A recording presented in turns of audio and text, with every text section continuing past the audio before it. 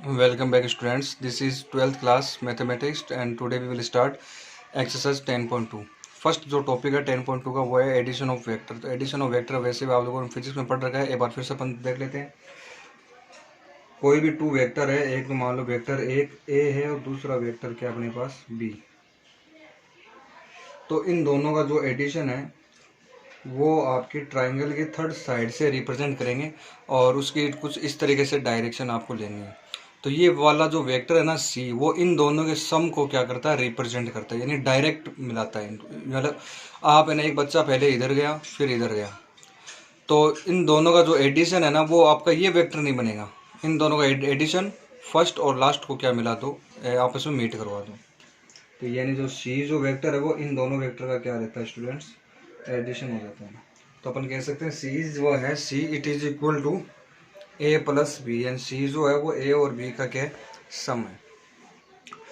ये होता है एडिशन ऑफ वेक्टर। तो आप यहाँ पे ये लिख सकते हो जो सी वेक्टर है C is equal to A plus B vector. इस तरीके से आपको क्या करना है, इसको राइट करना है। तो ठीक है, एडिशन ऑफ वेक्टर वैसे भी आप लोगों ने फिजिक्स में पढ़ रखा है, सही है एकदम। अच्छा, प्रॉपर्टीज ऑफ वेक्टर की बात करें एडिशन में, तो अगर आपके पास कोई टू वेक्टर है, एक तो ए है और एक बी है, तो ए में चाहे आप बी ऐड कर दो चाहे बी में ए ऐड कर दो, बहुत जो एडिशन है वो क्या रहते हैं आपकी, ये जो एडिशन है वो आपके क्या रहेंगे, इक्वल रहेंगे। चाहे आप ए प्लस बी बोल दो चाहे बी प्लस ए बोल दो, both will be equal. Property second क्या है, ए प्लस बी प्लस सी, यानी पहले आप ए और बी को ऐड करो फिर बाद में सी ऐड कर देना, या फिर ए को छोड़ दो, पहले आप बी और सी को ऐड करो फिर आप ए ऐड कर देना। ये दोनों चीज़ें क्या रहेगी आपकी, इक्वल रहेगी। थर्ड जो पॉइंट अपना है कंपोनेंट्स ऑफ ए वेक्टर। एक वेक्टर के कंपोनेंट क्या होते हैं, किस तरीके से होते हैं, वो आपको समझना है। तो एक बार मैं ना 2D की बात कर रहा हूँ, 3D की जो है ना वो अपन बाद में बात कर लेंगे आराम से। मान लो ये है आपका एक्स एक्सिस और ये क्या है आपकी वाई एक्सिस है। कैपिटल एक्स कैपिटल वाई मान लेना, कोई दिक्कत नहीं। ये ओरिजिन हो गया। यहाँ से मान लो एक पॉइंट लिया मैंने पी, एक्स और वाई, जिसके कोऑर्डिनेट है एक्स और वाई।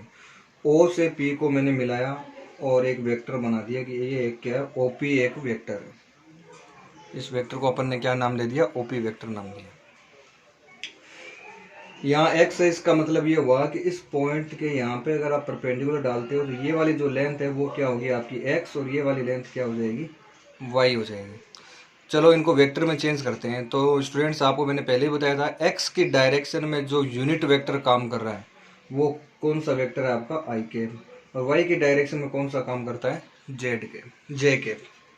जे कैप जो है वो जेड की सॉरी वाई डायरेक्शन में आपका यूनिट वेक्टर, और इसकी डायरेक्शन में आई कैप जो है वो आपका यूनिट वेक्टर है।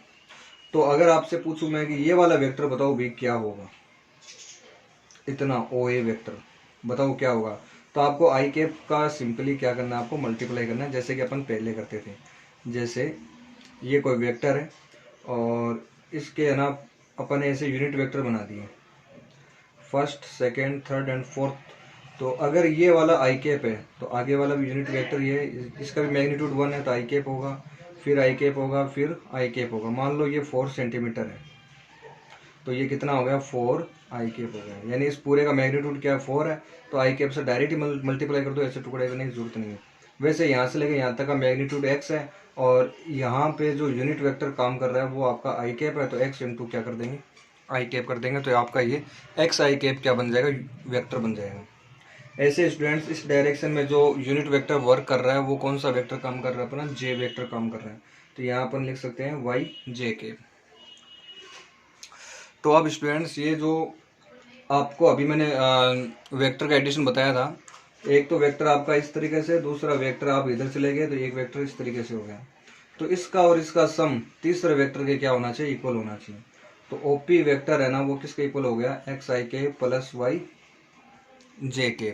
यानी कि पहले आप एक्स है ना आई केप की डायरेक्शन में चलोगे, फिर आप वाई जाओगे जेड जेड की डायरेक्शन में, और इन दोनों का सम है ना वो किसके इक्वल हो जाएगा, ओपी वेक्टर के इक्वल हो जाएगा। अच्छा, ये तो बात हो रही थी स्टूडेंट्स 2D की। अगर अपन 3D की बात करेंगे तो अपन क्या कर सकते हैं, जेड के पोल लगा देना, ये 3D वेक्टर बन जाएगा। अच्छा, कोई भी वेक्टर हो अगर उसका मैग्नीट्यूड फाइंड करना है तो आप मैग्नीट्यूड को इस तरीके से टू लाइंस के बीच में रखोगे, इसका मतलब मैं अपने आप समझ जाऊंगा कि आप है ना मैग्नीट्यूड फाइंड कर रहे हो।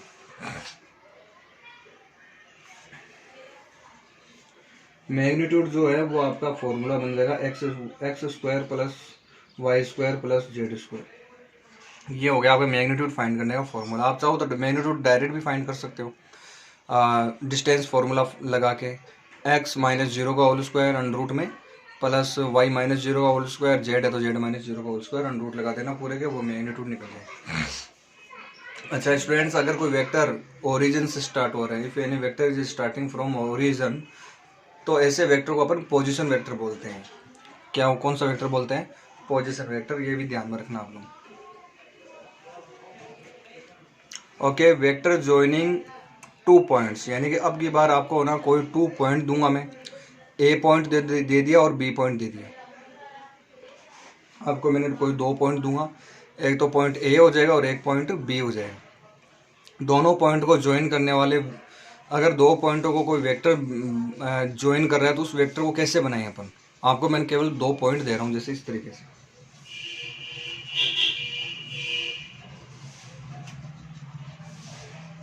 ये एक्स एक्सिस है, ये आपकी वाई एक्सिस है, यहाँ आपका ए वेक्टर है, यहाँ आपका बी वेक्टर, सॉरी यहाँ पे आपका ए पॉइंट है, यहाँ बी पॉइंट है। Here x1 and y1, here x2 and y2। और मैं आपसे कहता हूँ, आप है ना ए बी वेक्टर बताओ क्या होगा। I am just asking you what will be the A B vector. आप है ना केवल ए बी वेक्टर बता दो क्या बनेगा। तो कैसे बताएंगे इसको?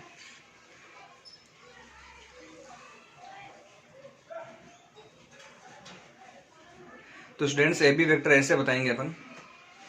आप एक काम करो, ये आपका क्या है, ओरिजिन है, तो यहाँ से एक वेक्टर ले लो, इस वेक्टर को अपन कहेंगे पोजीशन वेक्टर। फिर यहाँ से एक वेक्टर लेंगे, ये भी क्या हो गया आपका पोजीशन वेक्टर। और तीसरा वेक्टर आपका यहाँ ऐसे ही। तो मेरे हिसाब से इसमें कोई प्रॉब्लम नहीं है। अब जैसे ऊपर किया था अपन ने, यहाँ देखिए, यहाँ आपने ओपी वेक्टर फाइंड किया था। ओपी वेक्टर क्या आया था? एक्स आई कैप और वाई जे कैप, यानी जो पॉइंट्स हैं उनका क्या बना दो, वेक्टर बना दो, डायरेक्ट बन जाता है।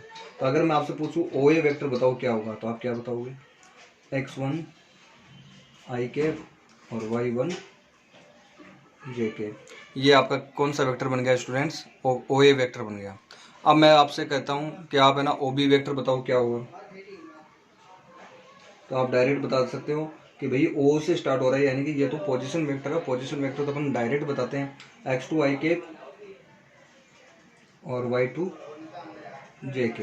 तो मेरे हिसाब से आपको इसमें भी कोई प्रॉब्लम नहीं आएगी। लेकिन हमें ना तो ओ ए फाइंड करना है ना ओ बी फाइंड करना है। मुझे कौन सा वेक्टर फाइंड करना है? ए बी वेक्टर फाइंड करना है। मुझे कौन सा वेक्टर फाइंड करना है?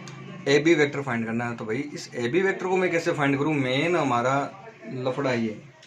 तो एक बात बताओ, ये एक ट्राइंगल बन रहा है, एक वेक्टर ऐसे गया, फिर एक वेक्टर ऐसे गया, फिर तीसरा वेक्टर ऐसे गया। ये जो तीसरा वेक्टर है ना, वो इन दोनों वेक्टर के सम के क्या होगा? इक्वल होगा।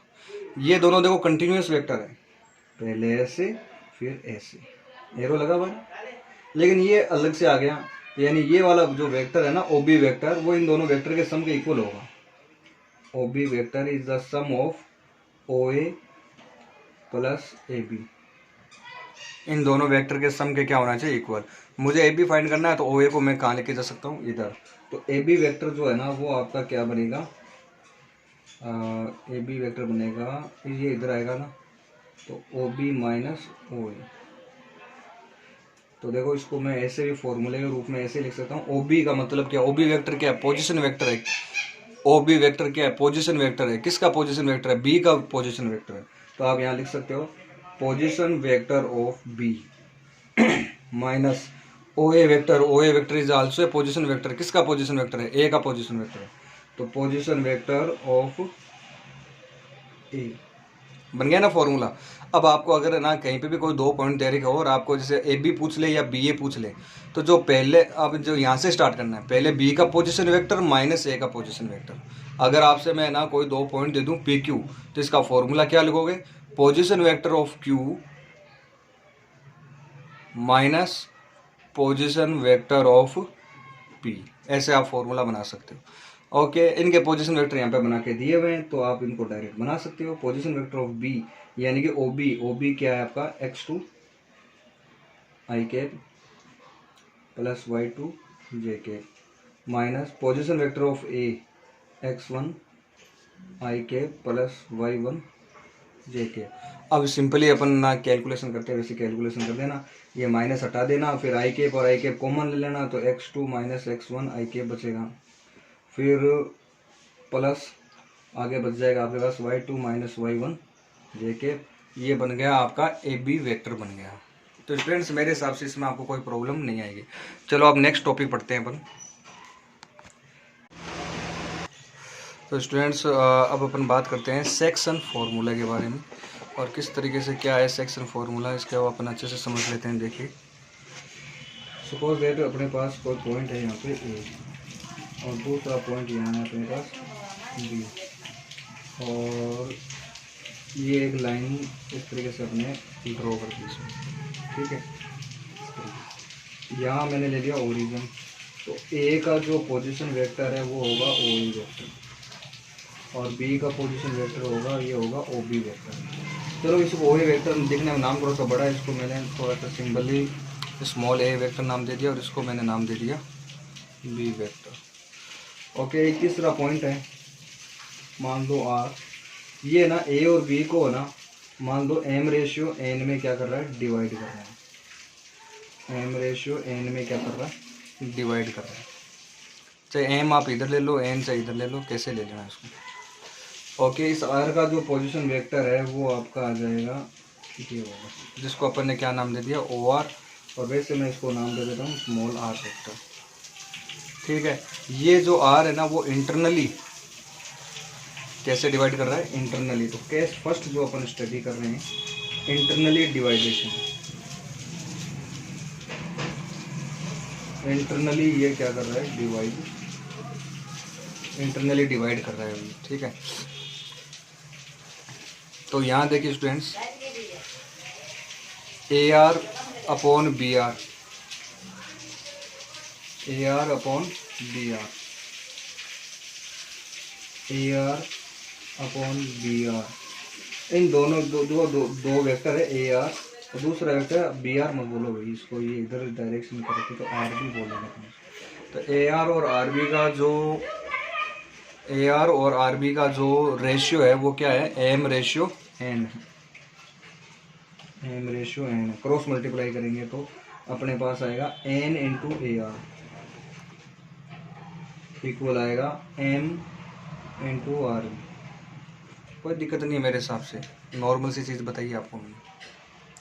ओके, ए आर वेक्टर देखो, ए आर वेक्टर तो आप ना इधर देखो, एक वेक्टर ऐसे जा रहा है, फिर ए आर वेक्टर ऐसे जा रहा है, यानी ये वाला वेक्टर है ना वो इन दोनों के सम के क्या होगा, इक्वल होगा, होगा या नहीं होगा। आर वेक्टर है ना वो ए आर और ए वेक्टर के सम होगा, R vector A vector plus A R vector के सम के क्या होगा, इक्वल होगा। तो मैं एक काम कर सकता हूँ, ए आर की वैल्यू निकालने तो आर माइनस ए कर देते हैं इसको। दिस इज और इक्वेशन फर्स्ट। अब सेकंड वाले ट्रायंगल में आ जाओ, एक वेक्टर इधर जा रहा है फिर दूसरा वेक्टर इधर जा रहा है, यानी तीसरा वेक्टर जो है वो इन दोनों के सम के इक्वल है, यानी बी वेक्टर है ना वो आर और ये वाला वेक्टर कौन सा, आर बी वेक्टर, तो आर बी वेक्टर के इक्वल होगा। तो आर बी वेक्टर की वैल्यू क्या होगी, B minus R. This is over equation second.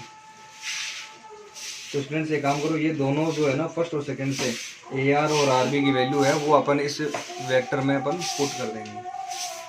तो यहाँ अपने पास आ जाएगा N A R vector, A R vector की वैल्यू क्या है, देखो ये रहा A R vector, A R vector की वैल्यू है आर माइनस ए, ले भैया आर माइनस ए कर देते हैं। फिर अपने पास में क्या है देख लेता हूँ, एम, और आर बी वेक्टर की वैल्यू क्या है, बी माइनस का आर। तो आर बी की जगह मैंने क्या रखा students, B, R B vector की वैल्यू रख दी बी माइनस आर। चलो अपने को आर वेक्टर की वैल्यू निकालनी है, अपने को ना ये जो है ना थर्ड जो वेक्टर है जो डिवाइड कर रहा है इस पूरे वेक्टर को, आर वेक्टर क्या कर रहा है, इंटरनली डिवाइड कर रहा है एम रेशियो एन में। तो मुझे ना ये आर वेक्टर चाहिए, एम रेशियो एन में डिवाइड करने वाला आर वेक्टर बताओ कौन सा हो। तो अपन एक काम करते हैं, यहाँ से देखिए एन का अंदर मल्टीप्लाई कर दो, तो एन आर माइनस का N A, M B minus का एम आर, फिर फिर क्या, फिर अपने हाँ ये माइनस का है ना, ये इधर आ जाएगा तो प्लस का हो जाएगा, प्लस का एम आर, ये माइनस का एन उधर जाएगा तो ये भी क्या हो जाएगा, प्लस का हो जाएगा, प्लस का हो जाएगा एन ए। इन दोनों में से आर आप क्या ले सकते हो कॉमन, तो यहाँ बचेगा एन प्लस एन, और इधर क्या बचेगा M B plus N A, और इधर आर वेक्टर कॉमन लिया है आपने, ये चला जाएगा इधर, तो आर वेक्टर क्या बन जाएगा बच्चों, M B plus N A upon M plus N. तो आपको ना इस तरह के क्वेश्चन में ज़्यादातर ये आपको पूछा जाएगा कि बोलो भाई आर वेक्टर बताओ क्या होगा, ये आपसे बार बार पूछा जाएगा। तो इस चीज़ का स्टूडेंट्स आप लोग थोड़ा सा ध्यान रखना कि क्या पूछा जाएगा और किस तरीके से आपको ना उसका आंसर, और किस तरीके से आपको ना इसका आंसर देना है। Is that clear? ओके, ये तो बात थी इंटरनली। अब ऐसे है ना एक्सटर्नली का होगा, एक्सटर्नली में जो आर वेक्टर है ना उसमें और कुछ नहीं करना, आपको माइनस लगा देना बीच में, बाकी का खेल वैसा का वैसा। ये आप लोगों ने पढ़े भी होंगे सर 10th क्लास में, वही सेम चीज़ वैसी है, बस इसमें वेक्टर फॉर्म में दे रखा है आपको। उसमें तो ना पॉइंट डिवाइड करता है, अपन क्या बात करते हैं कि 2 पॉइंट है ए और बी, तीसरा पॉइंट उसको 3:4 में डिवाइड करता है, बोलो इसके कोऑर्डिनेट क्या है। यहाँ अपन क्या करेंगे कि 2 पॉइंटों को मिलाने वाला एक वेक्टर है, उसको एक तीसरा वेक्टर डिवाइड करता है, बोलो कौन से रेशियो में डिवाइड करता है, इस रेशियो में। बोलो इस अगर 3:4 में डिवाइड करें तो ये वाला वेक्टर बताओ क्या होगा, इस तरह के क्वेश्चन है। तो स्टूडेंट्स ये आपकी थ्योरी जो है वो आपकी कंप्लीट हो गई है 10.2 की। और अब मैं ना अपन एक बार आ जाते हैं किसमें, एक्सरसाइज में।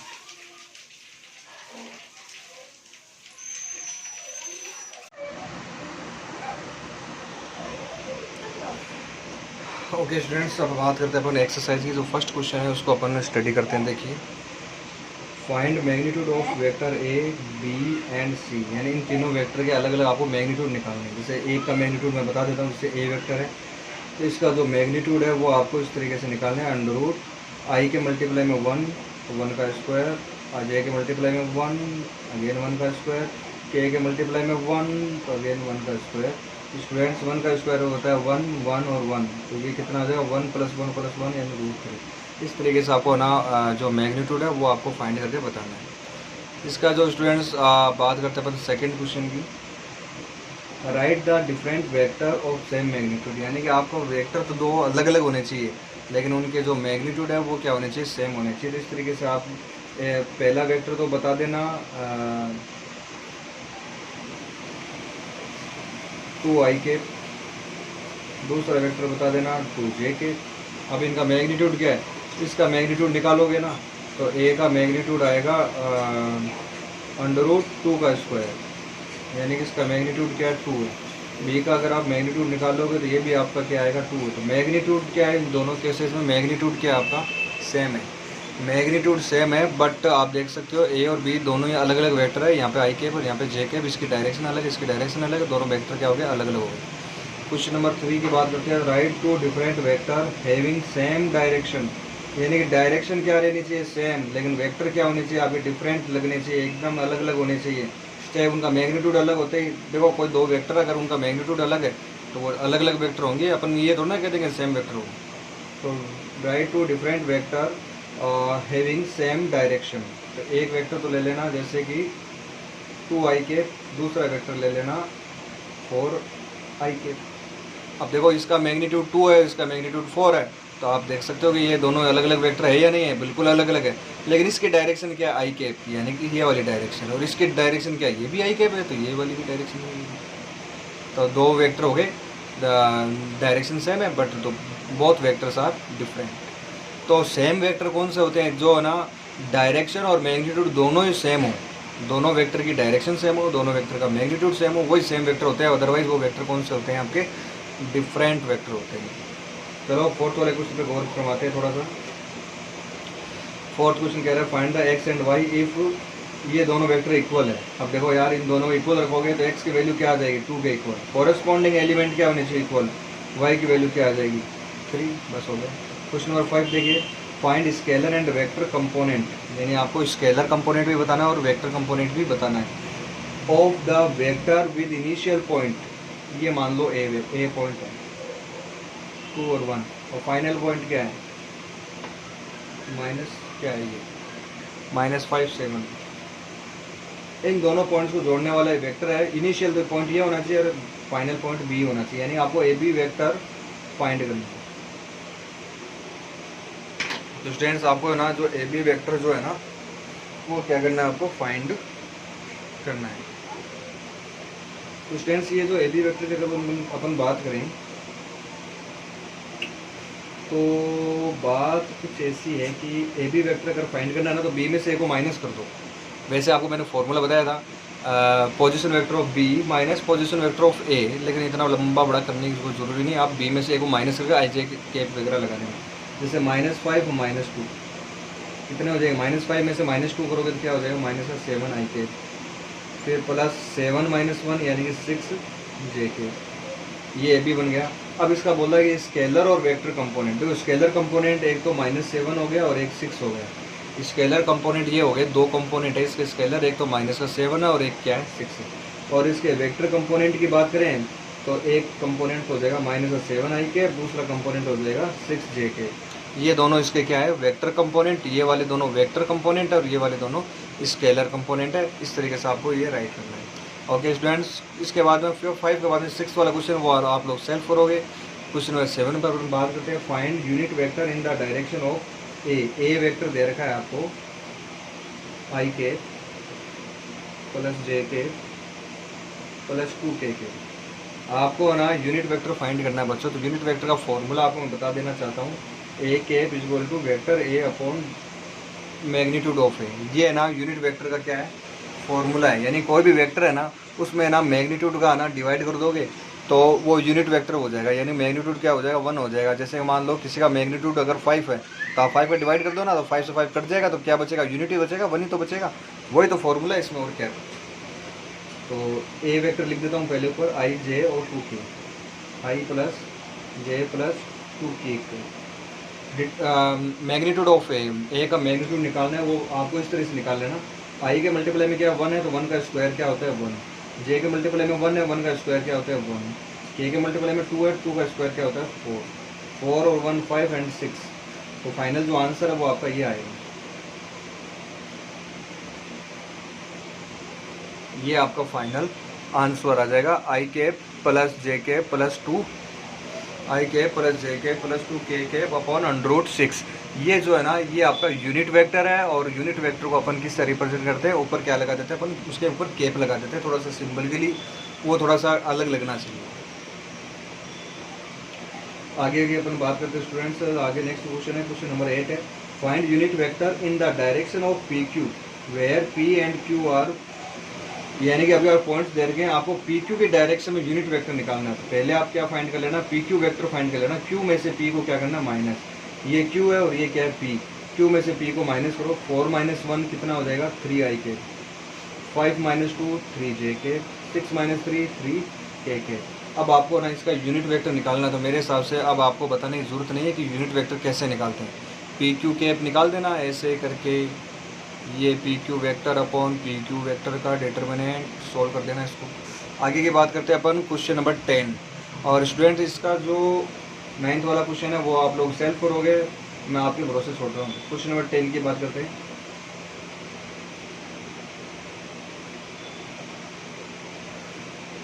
Find A vector in direction of 5 आई के माइनस जे के प्लस 2 के विच हैज़ मैग्नीट्यूड 8 यूनिट्स।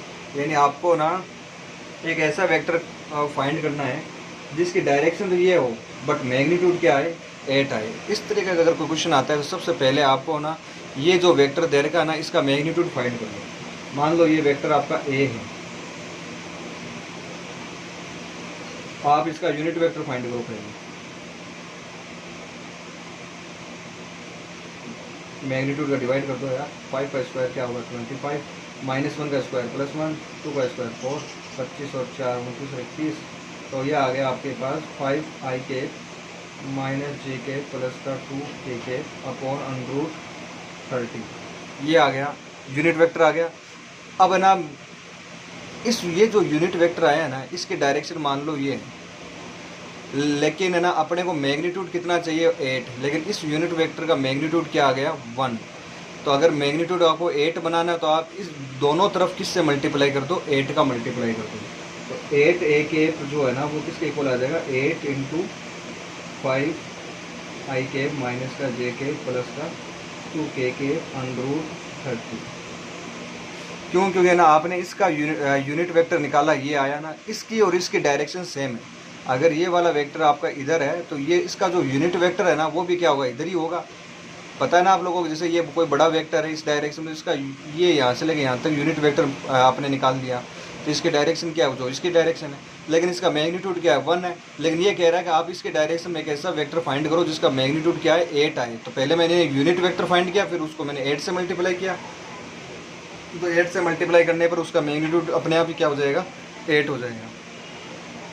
तो इस तरीके से ना स्टूडेंट्स आपको ना ये जो क्वेश्चन नंबर 10 है वो आपको करना है। इस तरीके का कोई भी क्वेश्चन आ जाए अब आप लोग इजीली कर सकते हो। नेक्स्ट स्टूडेंट्स,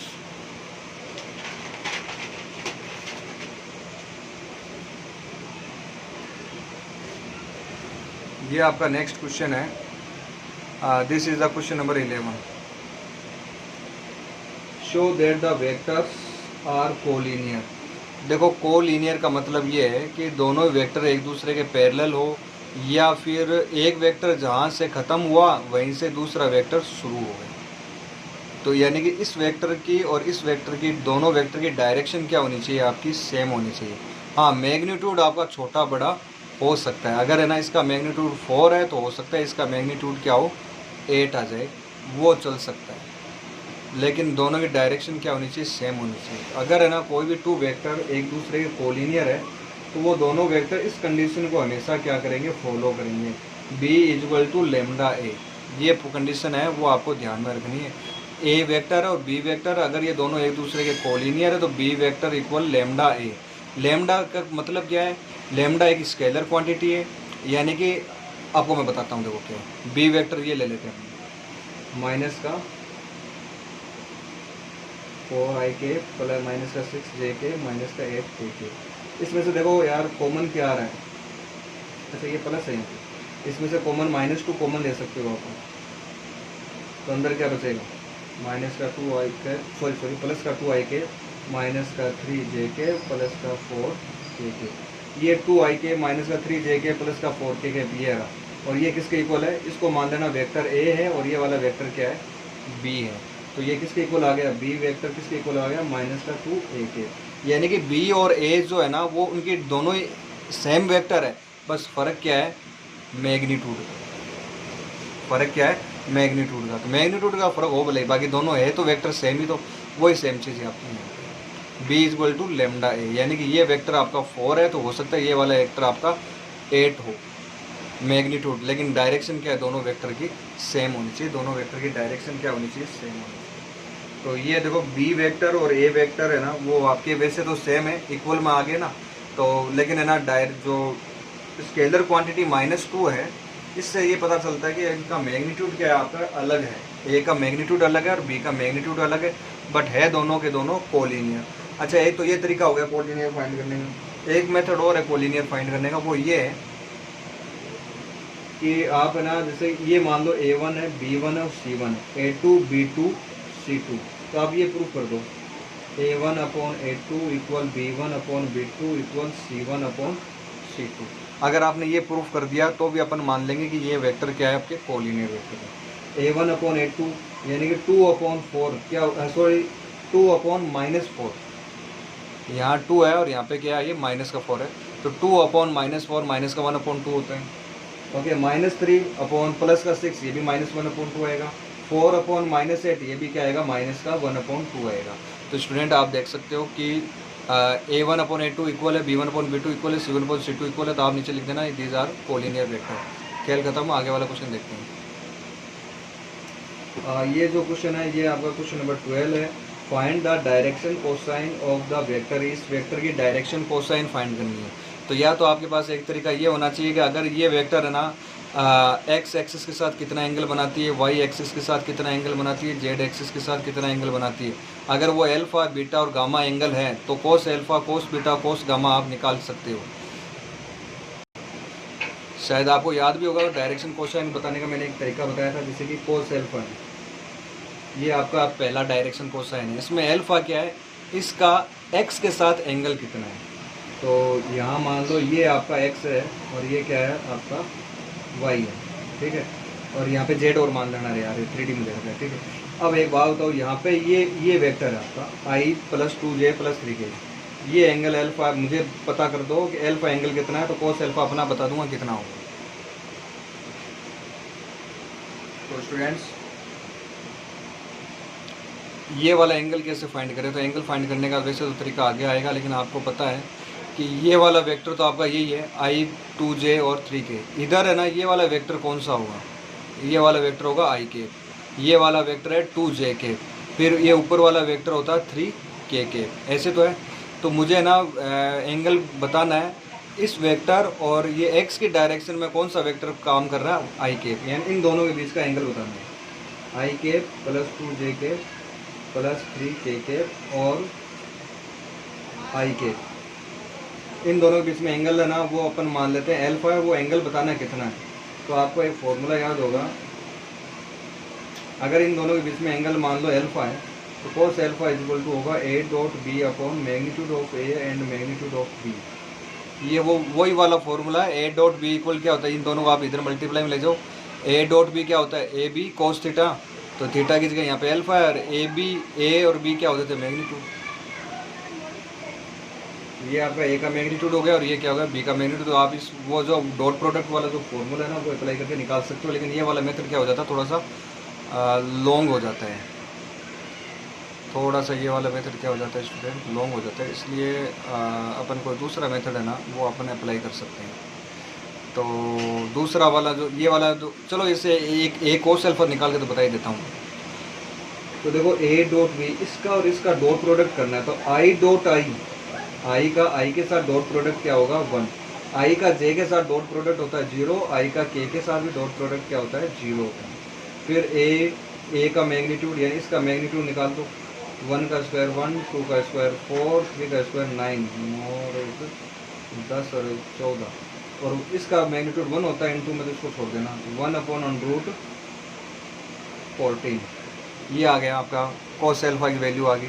अब आप चाहो तो इसको डायरेक्ट भी निकाल सकते हो। डायरेक्ट निकालने का ये मेथड है कि आप ये वाला तो देखो बहुत ज़्यादा दिमाग लगाना पड़ेगा आपको, जो कि आप में से कुछ को छोड़ दिया, बाकी के पास अब है ना दूसरा मेथड ये है कि जैसे आप है ना पहला जो डायरेक्शन कोसाइन है वो अपन एल फाइंड करते हैं।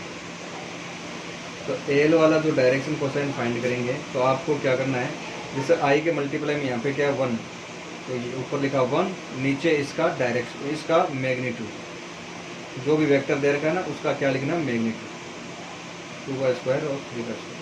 फिर कोमा एम फाइंड करोगे दूसरा डायरेक्शन कोसाइन, तो यहाँ पे जे के मल्टीप्लाई में क्या है 2 अपॉन इसका वापस वही मैग्नीट्यूड, 1 का स्क्वायर 2 का स्क्वायर और 3 का स्क्वायर।